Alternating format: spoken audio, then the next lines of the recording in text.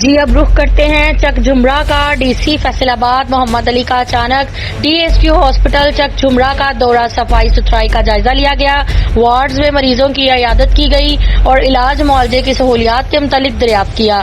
مزید جانتے ہیں فیصل آباد سے بیورو چیف رانا اسامہ ہمارے ساتھ لائن پر موجود ہیں۔ جی رانا اسامہ، مزید اپڈیٹ کیجیے گا۔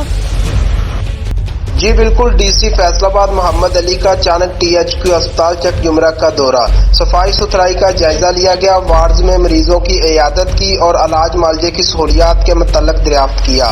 ڈی سی فیصل آباد محمد علی نے اچانک ٹی ایچ کیو اسپتال کا وزٹ کیا اور وہاں پر زیر علاج مریضوں کی عیادت کی اور علاج معالجے کی سہولیات کے متعلق سوالات۔ مقامی صحافی نے ڈی سی سے شکایت کی کہ گزشتہ 7 ماہ سے ڈی ایچ کیو اسپتال میں بے ہوشی کا ڈاکٹر نہیں ہے، جس کی وجہ سے گزشتہ 7 ماہ سے آپریشن تھیٹر بند ہونے کے مترادف ہے۔ آرتھوپیڈک سرجن ڈاکٹر اسامہ کا بھی جمرہ سے تبادلہ کر دیا گیا ہے، جبکہ چک جمرہ کے لوگوں کو ٹی ایچ کیو اسپتال میں ایمبولینس کی اشد ضرورت ہے۔ ٹی ایچ کیو اسپتال کی ایمبولینس 1122 کے حوالے کر دی گئی ہے، جس کی وجہ سے مریضوں کو پریشانی کا سامنا کرنا پڑتا ہے۔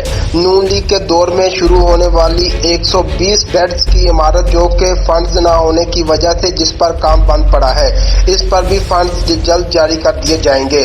مزید ڈی سی فیصل آباد نے کہا کہ ڈاکٹر اسامہ اور بے ہوشی والے ڈاکٹر 2 دن کے اندر چک جمرہ میں تعینات کر دیے جائیں گے، جبکہ بہت جلد 1122 بھی ہسپتال کے حوالے کر دی جائے گی۔